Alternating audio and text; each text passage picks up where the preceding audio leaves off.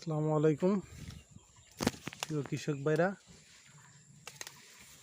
এই অতিরিক্ত বৃষ্টিতে যারা পেঁপে চাষ নিয়ে দুশ্চিন্তায় আছেন, যাদের পেঁপের বাগান রয়েছে, পেঁপে প্রজেক্ট রয়েছে, পেঁপে গাছ কীভাবে ভালো রাখবেন এই নিয়ে যারা দুশ্চিন্তা আছেন তাদের জন্য ভিডিওটা।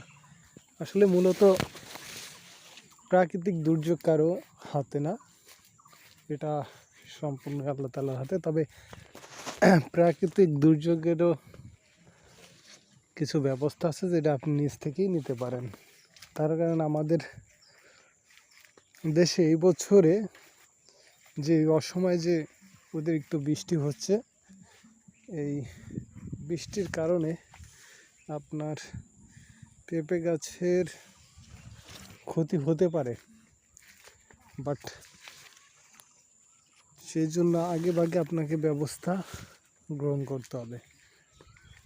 প্রথমত কথা হচ্ছে যে আপনারা পেঁপের জমিতে পানি নিষ্কাশন ব্যবস্থাটা খুব ভালোভাবে করবেন, পানি যেন জমিতে বেজে না থাকে।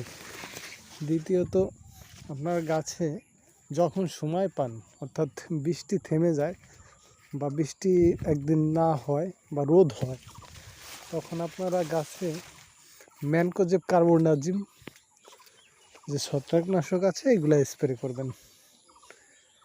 এগুলা পচন রোধে খুবই ভালো কাজ করে। ম্যানকোজেব কার্বনডাজিম এই ধরনের ওষুধ আপনারা গাছে দিয়ে দিবেন।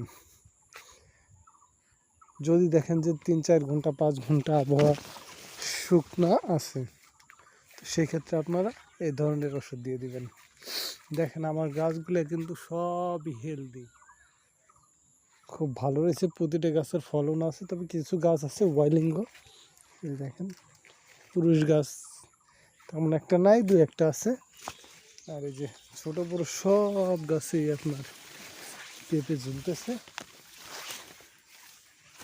এই যে দেখেন, আবার এই যে একটা। আপনারা কে কোথা থেকে দেখতেছেন সবাই জানাবেন। সবাই সবার সাথে যোগাযোগ রাখুন, বিশেষ করে আপনারা যারা পেঁপে চাষ করেন, কারণ অতিরিক্ত বৃষ্টিতে পেঁপে গাছের ক্ষতি হইতেছে। এই জন্য সবাই শেয়ার করবেন।